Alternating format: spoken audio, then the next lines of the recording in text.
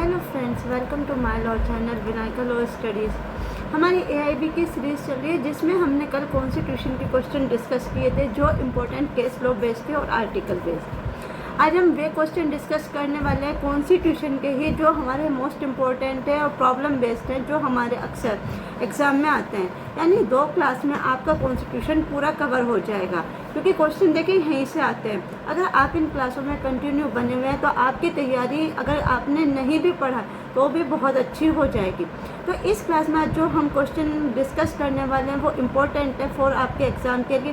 तो देखिए लास्ट तक बने रहिएगा क्योंकि जब तक आप लास्ट तक नहीं देखते तो हो सकता है कुछ क्वेश्चन लास्ट के इतने इम्पोर्टेंट होते हैं जो आपके छूट जाएँ। तो वीडियो में लास्ट तक बने रहिएगा और चलिए बिना टाइम वेस्ट करें हम अपनी क्लास स्टार्ट करते हैं। हमारी बहुत इंपॉर्टेंट है, हम डिस्कस करने वाले हैं अपने कॉन्स्टिट्यूशन के मोस्ट इम्पोर्टेंट क्वेश्चन, वो क्वेश्चन जो हमारे डायरेक्ट एग्जाम में आने ही आने हैं।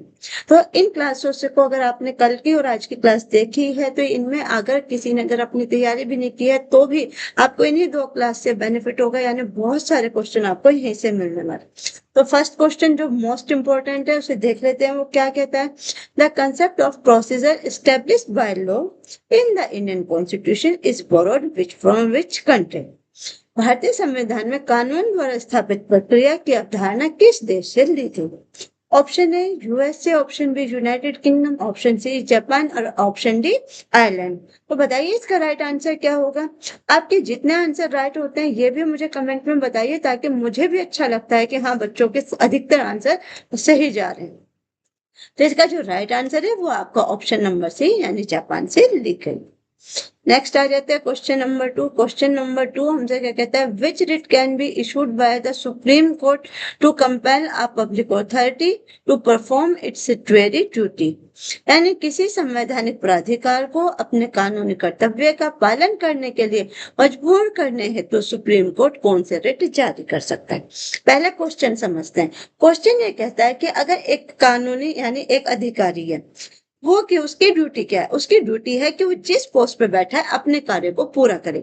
अगर कोई व्यक्ति चाहता है और उससे अपना कार्य करने की डिमांड करता है और वो उस व्यक्ति को यानी जो याचक है उसको मना कर देता है, उसका काम करने से मजबूर मना कर देता है, जिससे व्यक्ति परेशान होता है और वो उसके खिलाफ क्या करता है? सुप्रीम कोर्ट में अपनी शिकायत को रखता है यानी अपनी बात को रखता है। तो अब आप लोगों को सिर्फ यह बताना है कि अब सुप्रीम कोर्ट को कौन सी रिट जारी करनी है जिससे वो जारी कर सके उस व्यक्ति को, यानी वो जो अधिकारी है उसको कह सके कि तुम्हें अपना कार्य करना ही होगा। तो आपको बताना इनमें से वो कौन से रिट जारी करेगा, यानी सुप्रीम कोर्ट के द्वारा कौन से रिट जारी की जाएगी? A habeas corpus, B certiorari, C memorandum and D quo warranto. तो बताइए ऐसी कंडीशन में कौन सी रिट जारी की जाती है? देखिए अगर आपने रिट नहीं पढ़ी है, आपको रिट समझ नहीं आती तो आप हमारे चैनल पर जाके इसी की एक क्लास पढ़ी हुई है जिसमें सिर्फ हमने रिट को ही डिस्कस किया, वहां से देख सकते हैं। बहुत इजी लैंग्वेज में, बहुत सिंपल लैंग्वेज में समझाएगी जिससे आपको आसानी से समझ आ जाएगी। तो ऐसी कंडीशन में सुप्रीम कोर्ट कौन सी रिट जारी करता है? वो मेमोरेंडम करता है यानी परमादेश, जिसे जारी करके वो किसी अधिकारी को उसका कर्तव्य करने के लिए यानी कर्तव्य का पालन करने के लिए मजबूर कर सकता है कि तुम्हारी ड्यूटी है, तुम्हें अपना काम करना होगा। नेक्स्ट आ जाते हैं क्वेश्चन नंबर 3। सब कुछ यहाँ पे आपको एक्सप्लेनेशन में दिया गया, अगर कोई भी डाउट हो आप यहाँ से पढ़ सकते हैं। जी आपसे क्या कहता है? Question number 3, under the Indian Constitution, the power to declare a national emergency lies with। Bharat के संविधान के तहत राष्ट्रीय आपातकाल की घोषणा कौन करने की शक्ति किसके पास है? यानी अगर राष्ट्रीय आपातकाल की यानी कोई नेशनल इमरजेंसी आ जाती है तो उसकी घोषणा कौन करेगा? इतनी पावर किसके पास है ये आपको बताना है।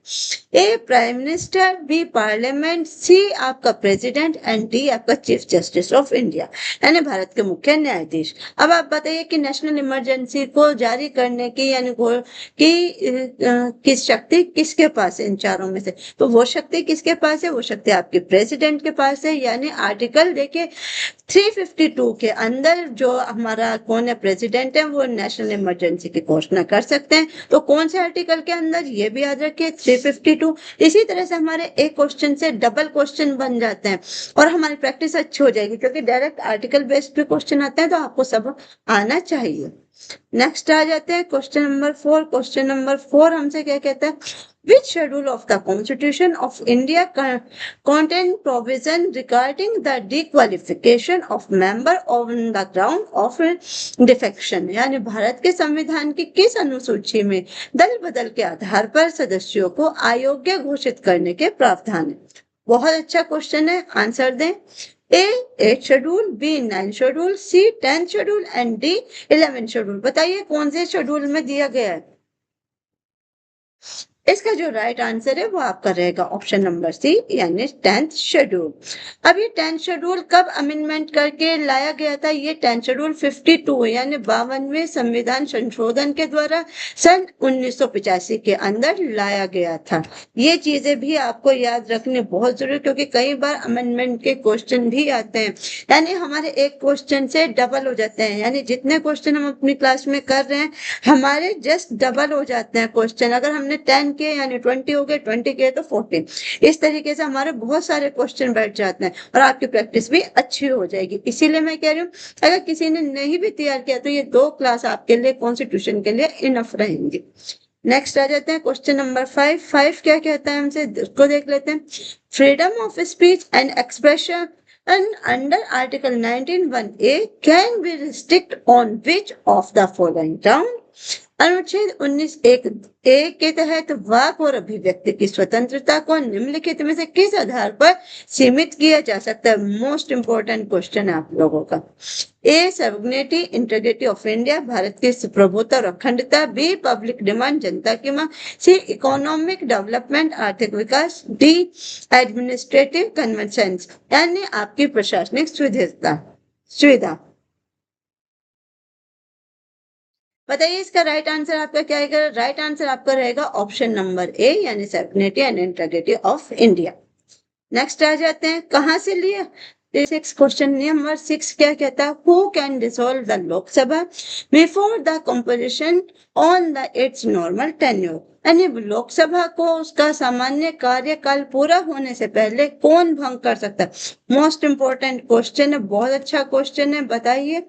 ए स्पीकर ऑफ लोकसभा अध्यक्ष। Be the Prime minister independently, प्रधानमंत्री स्वतंत्र रूप से। सी कहता है the president on the advice of the council of minister, मंत्री परिषद की सलाह पर राष्ट्रपति। डी आपसे कहता है द लीडर ऑफ ऑपोजिशन, यानी विपक्ष के नेता। बताइए इसका राइट आंसर आपका 6 का क्या रहने वाला है?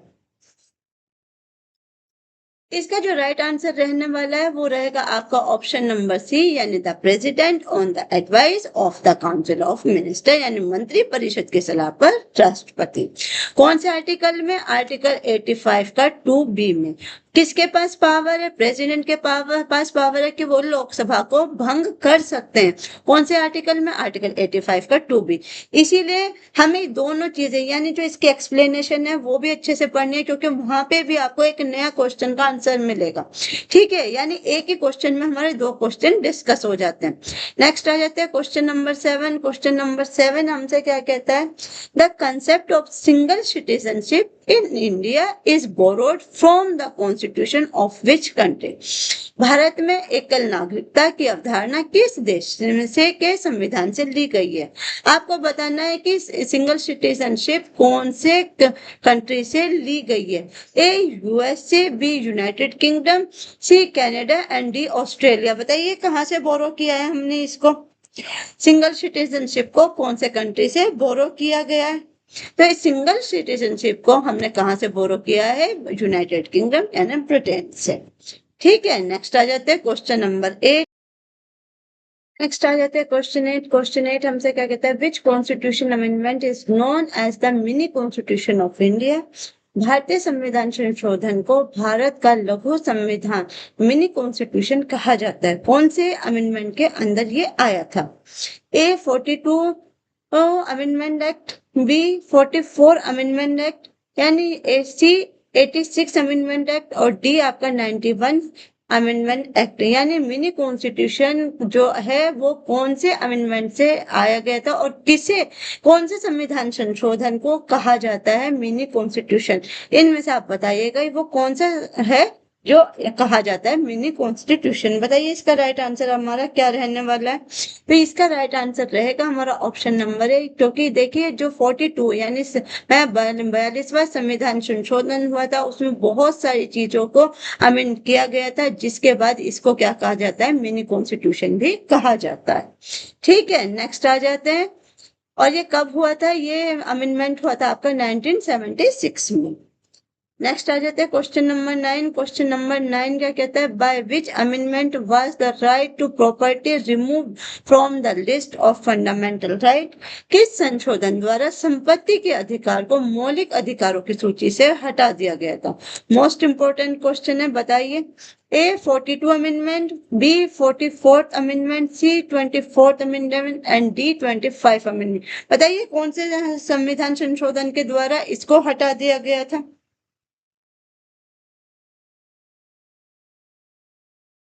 इसका राइट आंसर रहेगा आपका ऑप्शन नंबर बी, यानी 44th अमेंडमेंट। मैंने अभी आपको ऊपर वाले क्वेश्चन में यही बताया था कि 44th अमेंडमेंट में बहुत उसमें 42 वाले जो हमारा अमेंडमेंट हुआ था उसमें बहुत सारे संशोधन हुए थे, उसके बाद भी हुए, जिसमें जो जब हमारा 44th वाला संविधान संशोधन हुआ था उसमें से इसको क्या किया था, इसको हटा दिया गया था। किससे? मौलिक अधिकार से उसको क्या डाल दिया गया था, इसको लीगल राइट बना दिया गया था। कब बना दिया गया था, कौन से आर्टिकल में डाला गया? ये आर्टिकल 300A।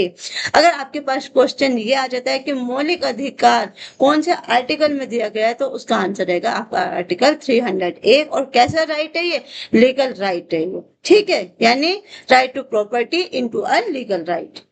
नेक्स्ट आ जाते हैं क्वेश्चन नंबर 10। क्वेश्चन नंबर 10 हमसे क्या कहता है? Fundamental duty were incorporated into the constitution of India upon the recommendation of which committee? किस समिति की सिफारिश पर भारतीय संविधान में मौलिक कर्तव्यों को शामिल किया गया? ए आपका सरक्रिया कमीशन, बी आपका बलवंत रॉय मेहता कमेटी, सी आपका स्वर्ण Singh committee and D Verma committee. बताइए इसका राइट आंसर आपका क्या रहेगा? आई होप इसका तो आंसर सभी को आना चाहिए। इसका राइट आंसर रहेगा आपका ऑप्शन नंबर सी, यानी स्वर्ण सिंह कमेटी। नेक्स्ट आ जाते हैं क्वेश्चन नंबर 11 हमसे क्या कहता है? The power of judicial review in India is exercised by which of the following authority? Bharat में न्यायिक पुनरावलोकन जुडिशियल रिव्यू की शक्ति का प्रयोग निम्नलिखित में से किसके द्वारा किया जाता है? A Supreme Court, B High Court, C both Supreme and High Court, C आपका डिस्ट्रिक्ट कोर्ट। बताइए इसका राइट आंसर क्या रहेगा? इसका राइट आंसर रहेगा ऑप्शन नंबर सी, यानी supreme Court and High court दोनों। अब कहाँ पे दिया गया है ये? सुप्रीम कोर्ट कहाँ पे दिया गया? आर्टिकल 32। और हाई कोर्ट का कहाँ दिया गया? आर्टिकल 226। नेक्स्ट आ जाते हैं 12। Who is the ex officio chairman of the Rajya Sabha? Rajya Sabha का पदेन ऑफिस सभापति कौन होता है? A president of India, B vice president of India, C Prime Minister of India, D Speaker of Rajya Sabha. बताइए 12 का राइट आंसर आपका क्या रहेगा? 12 का राइट आंसर आपका रहेगा ऑप्शन नंबर बी, यानी the vice president of India. कौन से आर्टिकल में? आर्टिकल 64 में। ठीक है, नेक्स्ट आ जाते हैं क्वेश्चन नंबर 13। 13 क्या कहता है? The joint sitting of both house of parliament is paradise over the home? संसद के दोनों सदन की संयुक्त बैठक जॉइंट सिटिंग की अध्यक्षता किसके द्वारा की जाती है? A president of India, Bharat के राष्ट्रपति, B vice president of India, Bharat के उपराष्ट्रपति, C the speaker of Lok Sabha, Lok Sabha अध्यक्ष, डी आपका प्राइम मिनिस्टर यानी भारत के प्रधानमंत्री। बताइए किसके द्वारा की जाती है ज्वाइंट सिटिंग? क्वेश्चन नंबर 13 का आंसर क्या रहने वाला है? क्वेश्चन नंबर 13 का राइट आंसर आपका ऑप्शन नंबर सी, यानी द स्पीकर ऑफ लोकसभा रहने वाला है। आर्टिकल इसका 108 है, यानी कौन से आर्टिकल के अंदर? आर्टिकल 108 के अंदर क्या दिया गया है? ज्वाइंट सिटिंग दिया गया है। ठीक है, नेक्स्ट आ जाते हैं क्वेश्चन नंबर 14। 14 क्या कहता है? Which article of the constitution guarantees the right of to education as a fundamental right? Bharat का कौन सा अनुच्छेद शिक्षा के अधिकार को एक मौलिक अधिकार के रूप में गारंटी देता है? ए आर्टिकल 19, बी आर्टिकल 21 है, C article 30 and D article 45। बताइए कौन सा इसका राइट आंसर रहने वाला है? यानी राइट टू एजुकेशन कहाँ दिया गया आपका आर्टिकल 21A के अंदर, यानी ऑप्शन नंबर बी इसका राइट आंसर रहने वाला है। नेक्स्ट आ जाते हैं क्वेश्चन नंबर 15। 15 क्या कहता है, the minimum age required to become a member of Rajya Sabha. Rajya Sabha का सदस्य बनने के लिए न्यूनतम आयु आवश्यक है कितनी, 25, 30, 35 एंड 21। बताइए क्वेश्चन नंबर 15 का आंसर। तो इसके लिए कितनी आयु आवश्यक है, वो है 30 बेस, यानी अगर राज्यसभा का आपको मेंबर बनना है तो उसके लिए आपने 30 वर्ष की आयु कंप्लीट की हुई हो। नेक्स्ट आ जाते हैं question number 16। Sovereignty under the Indian constitution belongs to whom. भारतीय संविधान के तहत संप्रभुता किसमें निहित है, Parliament, B President, C Supreme Court and D people of India. बताइए इसका राइट आंसर क्या रहने वाला है 16 का। तो 16 का राइट आंसर रहेगा ऑप्शन नंबर डी, यानी पीपल ऑफ इंडिया, यानी भारत की जनता। नेक्स्ट आ जाता है question number 17। Who appoint the controller and auditor general CAG of India CAG. Bharat के नियंत्रक और महालेखा परीक्षक कैग की नियुक्ति कौन करता है, A Prime Minister, B Finance Minister, C the president of India and D Chief Justice of India. बताइए कैग की नियुक्ति कौन करता है इन चारों में से।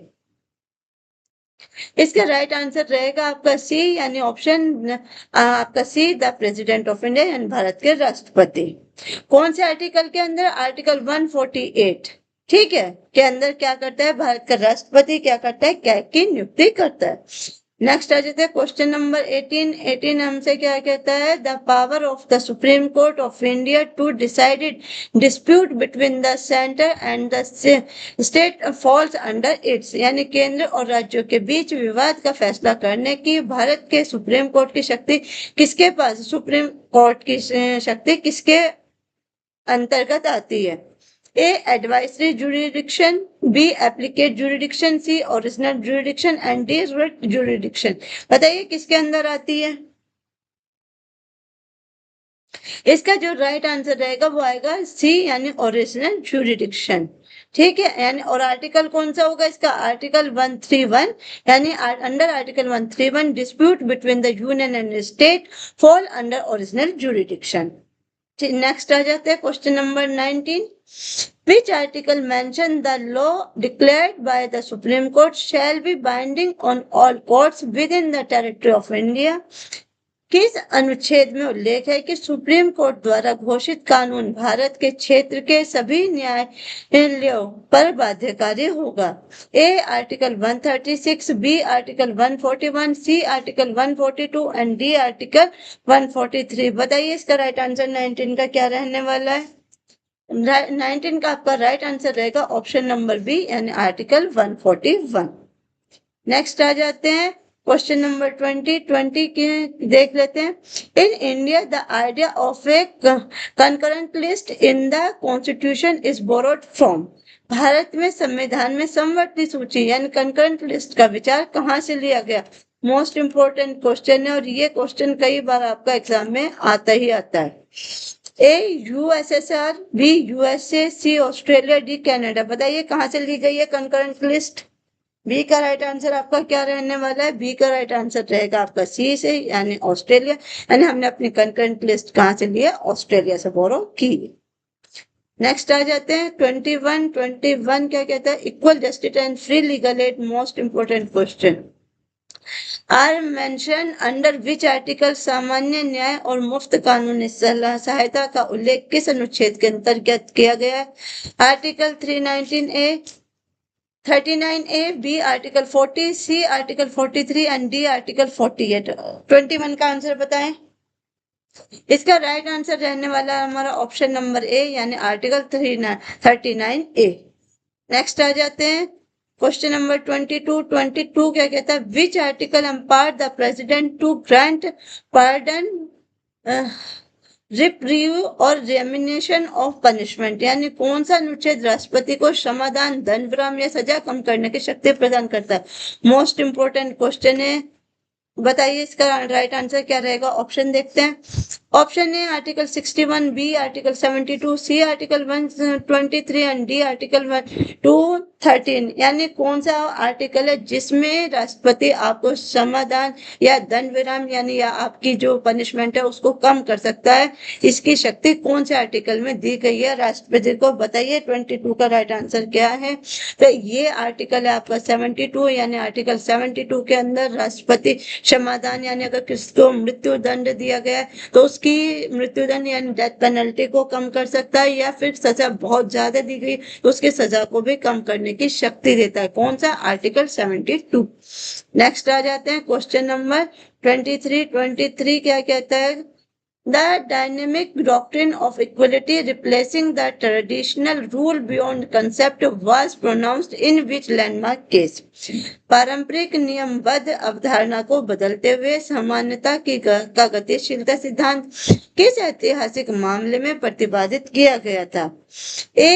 EV EP Royappa versus state of Tamil Nadu, B आपका A K Gopalan versus state of Madras, C आपका शंकरी प्रसाद केस, डी आपका गोलकनाथ केस। बताइए कौन सा है इसका आंसर? राइट आंसर बताइए, इसका राइट आंसर क्या रहेगा?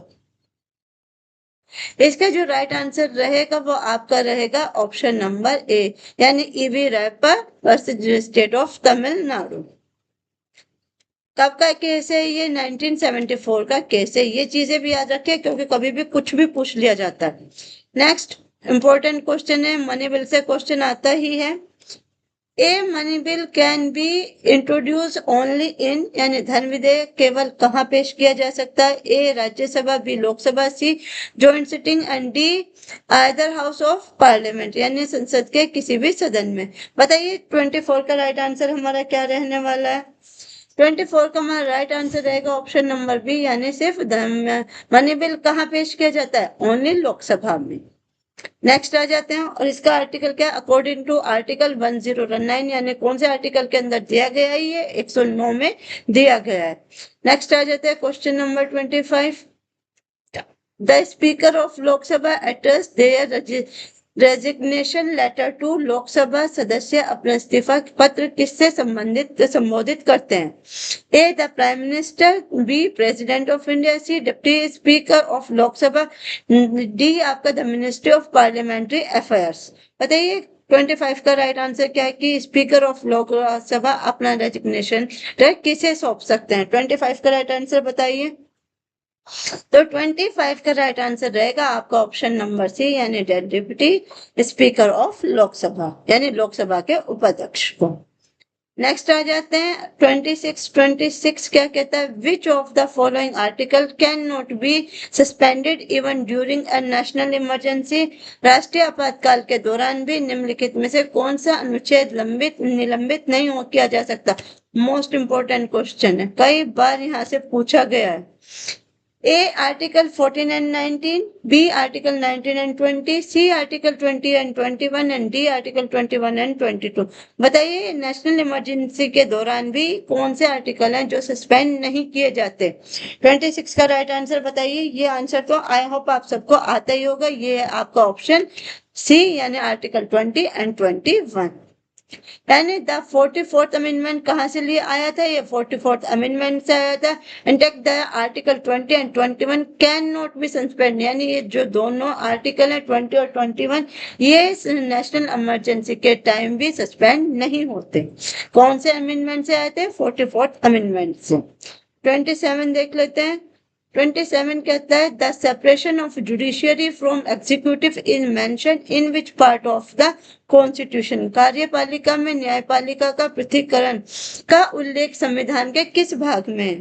ए प्रियम्बल, बी फंडामेंटल राइट, सी आपका directive principle of state policy और डी आपका 7th शेड्यूल। बताइए कहाँ पे दिया गया है? 27 का राइट आंसर बताइए। 27 का आपका राइट आंसर रहेगा डीपीएसपी, यानी राज्य के नीति निर्देशक तत्व। कौन सा आर्टिकल है? इसका भी आर्टिकल 50 के अंदर दिया गया है, इसको आप थोड़ा पढ़ लेंगे। 28 देखते हैं। 28 क्या कहता है? क्योंकि हमारे क्वेश्चन आज ज्यादा हैं, अगर हम सब कुछ यहाँ डिस्कस करेंगे तो क्लास बहुत लेंदी हो जाएगी। 28 कहता है who act as the legal advisor to the government of a state in India. Bharat में किसी राज्य की सरकार के कानूनी सलाहकार के रूप में कौन कार्य करता है? A Attorney General of India, Bharat के महान्यायवादी। बी आपका the Advocate General of State, Bharat के राज्य के महाअधिवक्ता। सी आपका कहता है Solicitor General of India, Bharat के महाअधिवक्ता। डी आपसे कहता है द स्टेट लॉ मिनिस्टर, राज्य के कानूनी मंत्री। बताइए इसका राइट आंसर क्या रहेगा 28 का?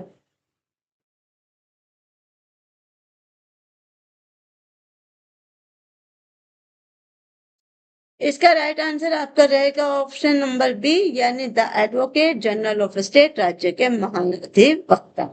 ठीक है, कौन से आर्टिकल के अंदर है? Article 165 provide from the Advocate General to advise the state government of legal matter. Next आ जाते हैं 29 क्या कहता है? Legislative counselling of a state, Vidhan Parishad can be created और अबोलिश्ड बाय। किसी राज्य की विधान परिषद को किसके द्वारा बनाया या समाप्त किया जा सकता है? मोस्ट इंपोर्टेंट क्वेश्चन है आपका। A governor of state, B Parliament on the recommendation of a state assembly, C आपका प्रेसिडेंट इंडिपेंडेंटली, एंड डी आपसे कहता है द स्टेट कैबिनेट। बताइए इसका राइट आंसर क्या रहने वाला है? इसका जो राइट आंसर रहेगा वो रहेगा आपका ऑप्शन नंबर बी, यानी the parliament on the recommendation of state assembly, राज्य विधानसभा की सिफारिश पर संसद, यानी उस पर किसी को क्या किया जा सकता है? किसी भी विधानसभा को बनाया या समाप्त किया जा सकता है। नेक्स्ट आ जाते हैं आर्टिकल, इसका क्या रहेगा? आर्टिकल रहेगा 169। नेक्स्ट आ जाते हैं क्वेश्चन नंबर 30 कहता है the structural model of the Indian federal system is highly influenced by the constitution of. भारतीय संघ व्यवस्था का संरचनात्मक मॉडल किस देश के संविधान से अत्यधिक प्रभावित हुए? मोस्ट इंपोर्टेंट क्वेश्चन है। A USA, B Canada, C Australia, D Germany. जो देखिए जो चीज है कि कौन सी चीज कहाँ से बोरो की गई या कौन सी चीज किससे अधिक प्रभावित है, यानी जो किसी अलग देश से लिया गया है। इस टाइप के क्वेश्चन बहुत सारे आते हैं, तो इन क्वेश्चन को आप अपना बहुत अच्छे से तैयार करें। इसका जो राइट आंसर रहेगा वो रहेगा कनाडा, यानी कहाँ से लिया गया ये? कनाडा से। नेक्स्ट आ जाते हैं क्वेश्चन नंबर 31 क्या कहता है? Which article deal with the appointment, qualification and tenure of the attorney general of India. कौन सा अनुच्छेद भारत के महान न्यायवादी की नियुक्ति, योग्यता और कार्यकाल से संबंधित है? आर्टिकल 74, आर्टिकल 76, आर्टिकल 88 और आर्टिकल 148। तो बताइए अटॉर्नी जनरल की नियुक्ति और उसकी योग्यता और उसका कार्यकाल, यानी अटॉर्नी जनरल से जो रिलेटेड सेक्शन है वो कौन सा सेक्शन है? 31 का आंसर बताइए कि कौन से सेक्शन के अंदर अटॉर्नी जनरल के बारे में दिया गया है। तो इसका राइट आंसर रहेगा आपका ऑप्शन नंबर बी, यानी आर्टिकल 76 में क्या दिया गया है? अटॉर्नी जनरल की नियुक्ति, उसकी योग्यता और उसका कार्यकाल। ठीक है, ये सब यानी अटॉर्नी जनरल के बारे में पूरा जो सब कुछ दिया गया वो किस में दिया गया? आर्टिकल नंबर 76 में। नेक्स्ट आ जाते हैं क्वेश्चन नंबर 32 क्या कहता है? The minimum age required to contest election for the office of the president of India. Bharat के राष्ट्रपति पद के लिए चुनाव लड़ने की न्यूनतम आवश्यक आयु कितनी होगी? इंपॉर्टेंट क्वेश्चन है, ये सारे ही क्वेश्चन आपके इंपॉर्टेंट है। जब आपका पेपर आएगा तो आप खुद देखिएगा यहाँ से आपके कितने क्वेश्चन आपके पेपर में लगे हुए हैं। ऑप्शन देखते हैं, ए 25, बी 33, सी 35 एंड डी 40। बताइए इसका राइट आंसर आपका क्या रहने वाला है? इसका जो राइट आंसर रहने वाला है वो है ऑप्शन ए, यानी कितनी आयु होनी जरूरी है? 35 की। किस लिए? राष्ट्रपति के पद के लिए चुनाव लड़ने के लिए न्यूनतम आयु कितनी है? 35। और आर्टिकल इसका कौन सा रहेगा? आर्टिकल 58, यानी आर्टिकल 58 के अंदर उसकी क्वालिफिकेशन, एज और क्राइटेरिया यानी सब कुछ दिया गया है। तो ये चीज है, आपको एक ही क्वेश्चन से हमारे दो क्वेश्चन बन जा रहे हैं। नेक्स्ट आ जाते हैं 33 क्या कहता है? The ordinance making power of the president is provided under which article. राष्ट्रपति की अध्यादेश बनाने की शक्ति किस अनुच्छेद के तहत प्रदान की गई? Article 108, article 110, article 123 and article 213। बताइए कौन से अनुच्छेद के अंतर दी गई है ऑर्डिनेंस मेकिंग पावर? बताइए 33 का राइट आंसर आपका क्या रहने वाला है? तो इसका कौन सा आर्टिकल है? इसका आर्टिकल है 123, यानी कहाँ दिया गया है देश बनाने की शक्ति? आर्टिकल 123 में। नेक्स्ट आ जाते हैं question number 34। High Court can issue writ for the enforcement of fundamental right as well as legal right under। उच्च न्यायालय मौलिक अधिकारों के साथ साथ कानूनी अधिकारों के परिवर्तन के लिए किस अनुच्छेद के तहत रिट जारी कर सकते हैं? Article 32, article 31, 131, article 226 and article 142। बताइए कौन से रिट के अंदर जारी किया जा सकता है, यानी कौन सा आर्टिकल है वो? 34 का आंसर बताइए। इसका आंसर रहेगा आर्टिकल 226। ठीक है, यानी आर्टिकल 226 गिव हाई कोर्ट। अभी हमने ऊपर डिस्कस किया था कि अगर बात करें सुप्रीम कोर्ट की तो वहां पे आएगा आर्टिकल 32, और बात करते हैं हम हाई कोर्ट की तो कौन सा आता है यहाँ पे? आर्टिकल 226। ठीक है, देखिए सुप्रीम कोर्ट का भी आर्टिकल यहीं पे डाला गया है 32। ये दोनों चीजें आपको पता होनी चाहिए, क्वेश्चन यहीं से आते हैं, घुमा फिरा कर आते हैं, पर आते हैं यहीं से। नेक्स्ट आ जाते हैं क्वेश्चन नंबर 35। क्वेश्चन नंबर 35 क्या कहता है? In which case did the supreme Court expressly link article 21 right to life with the right to livelihood. किस मामले में सुप्रीम कोर्ट ने स्पष्ट किया था कि स्पष्ट रूप से अनुच्छेद 21 यानी आर्टिकल 21 को जीवन का अधिकार आजीविका के अधिकार से जोड़ा गया था? आपको केस बताना है कि वो कौन सा केस था। A Olga Tellis versus Bombay municipal corporation, B आपका Maneka Gandhi versus union of India, C आपका कहता है rural education and anti limited Kendra versus state of UP, D आपका कैसा है हुसैनारा खातून वर्सेस स्टेट ऑफ बिहार। बताइए इनमें से चारों में से राइट आंसर कौन सा है? कहाँ पे जीवन के अधिकार को आजीविका से जोड़ा गया था? कौन सा वो इंपॉर्टेंट केस था? बताइए इसका राइट आंसर क्या रहने वाला है? इसका जो राइट आंसर है वो रहेगा आपका ऑप्शन नंबर ए, यानी Olga Tellis versus Bombay municipal corporation. यानी ओल्गा टेनिस वाला जो मामला था वो किससे जुड़ा है? आर्टिकल 21 से जुड़ा हुआ है। ठीक है, और ये केस कब का है बस हमें ये देखना है। कई बार ये सन पूछ ले जाते हैं, तो ये केस कब का है ओल्गा टेनिस का? ये 1985 का। अब ये नहीं पूछेंगे, ये आपसे सिर्फ केस का नाम दे सकते हैं, और उसमें जो आपके मिलान यानी जो सूची मिलाई जाती है वहां पे आ सकता है ये कि केस डाल दिया, उसके सन डाल दिया, तो आपको ये मैच करना, करेक्ट मैच करना कि कौन सा केस किस सन में से मैच करता है। तो ये चीजें भी इंपॉर्टेंट है, इनको भी ध्यान रखें। 36 देखते हैं question. The provision relating the proclamation of financial emergency are specified in. वित्तीय आपातकाल की घोषणा से संबंधित प्रावधान किसमें निर्दिष्ट है? A article 352, B article 356 and article 360 and article 365। बताइए प्रोक्लेमेशन ऑफ फाइनल इमरजेंसी कहाँ दिया गया, कौन से आर्टिकल में दिया गया? ये वाला आंसर मेरे हिसाब से आप सभी को आता होगा। इसका आंसर रहेगा आर्टिकल 360। 360 में क्या दिया गया? 360 में फाइनल इमरजेंसी को दिया गया है, जो अभी तक तो हमारे देश में नहीं हुआ है। नेक्स्ट आ जाते हैं question number 37। Who is empowered to extend or restrict the jurisdiction of a high court over union territories?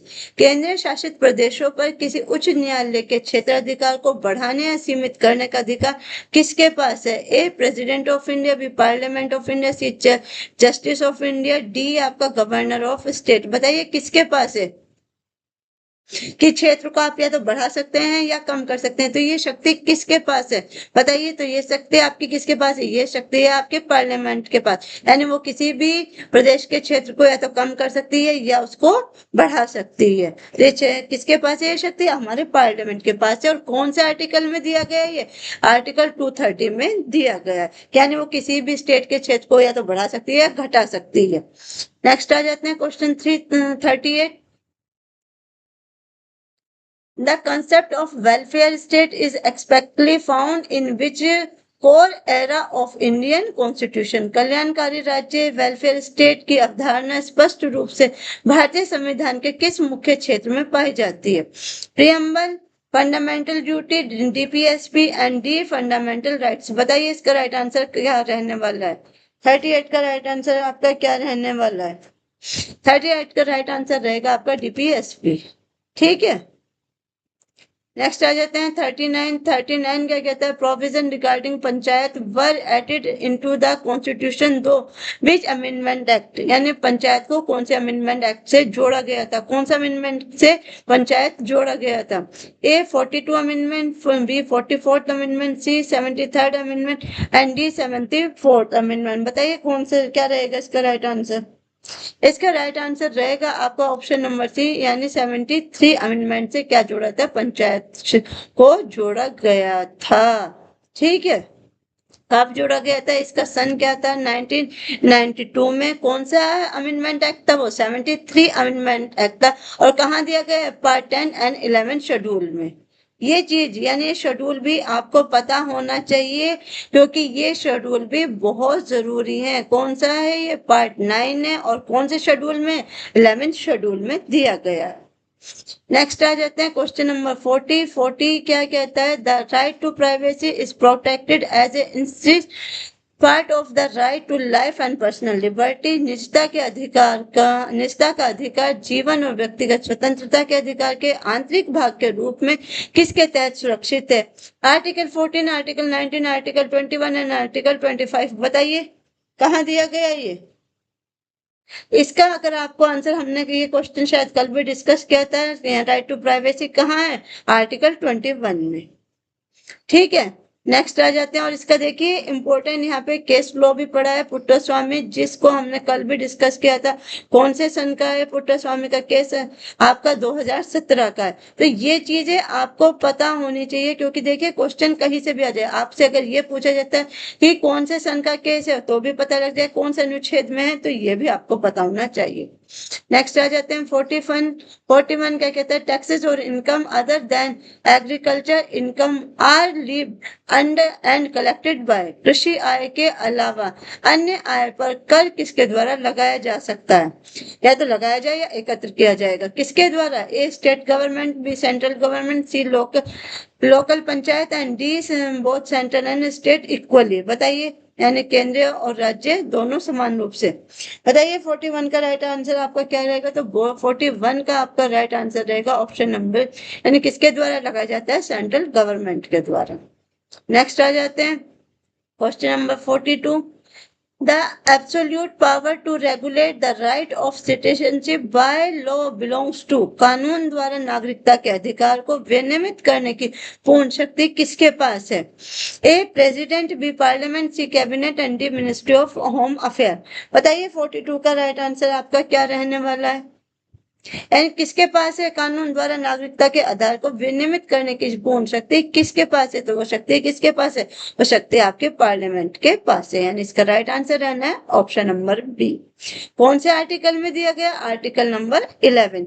ये चीजें मैं बार बार कह रही हूँ कि आपको इनके आर्टिकल आंसर के साथ इनके आर्टिकल भी पता होने चाहिए। अगर इंडेक्स बेस्ड क्वेश्चन आते हैं तो आपको बहुत इजी हो जाता है। और अगर आपको आर्टिकल पता है, क्योंकि देखिए क्वेश्चन कहाँ से लिया गया, आर्टिकल 11 से। अगर आपको ये पता है कि ये क्वेश्चन आर्टिकल 11 से लिया गया, आपको आंसर नहीं पता, आप डायरेक्ट खोलेंगे 11 खोलेंगे, आर्टिकल 11, वहां पे आंसर आपको ढूंढना आसान हो जाएगा।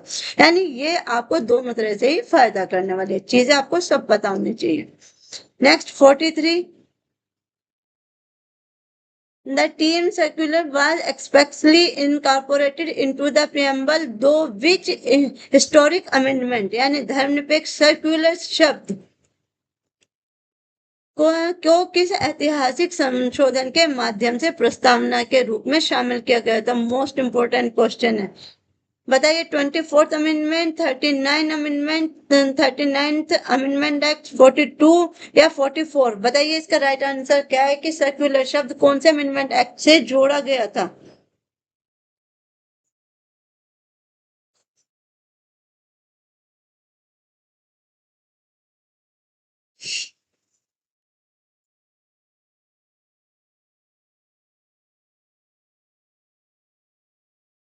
तो इसका राइट आंसर रहेगा आपका ऑप्शन नंबर सी, यानी आपका 42 अमेंडमेंट एक्ट से क्या जोड़ा गया था? प्रस्तावना यानी जो हमारी प्रेम्बल है उसके अंदर सेक्युलर वर्ड को जोड़ा गया था। किससे? आर्टिकल 42 अमेंडमेंट एक्ट से। और ये कब का है? 1976 में ये अमेंडमेंट हुआ था। ठीक है, नेक्स्ट आ जाते हैं 44 हमसे क्या कहता है? निम्न में से कौन सा मौलिक अधिकार केवल नागरिकों को प्राप्त है? यानी आपको बताना है कि कौन सा अधिकार है जो सिर्फ और सिर्फ किसको प्राप्त है? सिर्फ और सिर्फ आपके जो नागरिक है यानी उन्हीं के वो अधिकार दिया गया है। बताइए, ये रहा आपका क्वेश्चन। इसके आगे सामान लगा देते हैं हम टिक, ताकि हमें पता लग जाए कि इसकी इंग्लिश एक्सप्लेनेशन है। Right is available only to citizen. बताइए 14, आर्टिकल 14, आर्टिकल 20, आर्टिकल 21 या आर्टिकल 19, कौन सा अधिकार है जो केवल और केवल सिर्फ नागरिकों को दिया गया है? तो इसका जो राइट आंसर रहेगा वो रहेगा आपका आर्टिकल 19, यानी सिर्फ आर्टिकल 19 है जो किसको दिया गया है? जो सिर्फ और सिर्फ आपके नागरिकों को दिया गया।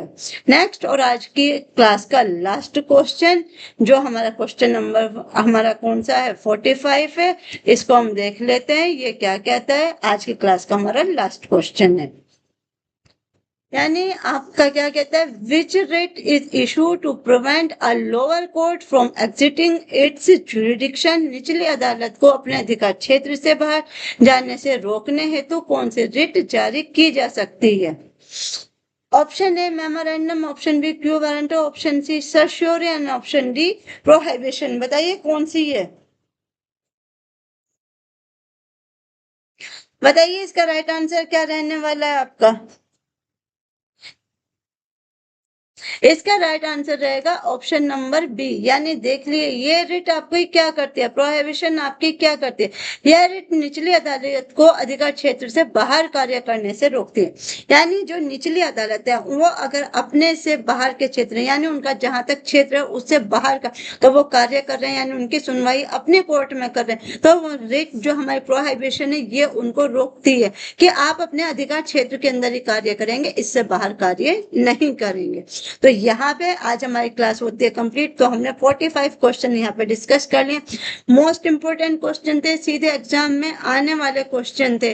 अगर अब आपके इनमें से कितने आंसर ठीक हुए, 45 में से आपने कितने आंसर सही दिए, ये आप मुझे आंसर करके बताएंगे। और अभी हमारे पास बहुत कम टाइम बना है क्योंकि 7 जून को आप लोगों का पेपर है, तो हमारे पास बहुत कम समय बचा है। अगर कोई ऐसा सब्जेक्ट है जिसपे आपका अभी भी आपको लग रहा है कि अभी आपको और प्रैक्टिस की जरूरत है, वो भी आप कमेंट करके बता सकते हैं, ताकि हम उन्हीं से क्वेश्चन ज्यादा से ज्यादा डील करेंगे।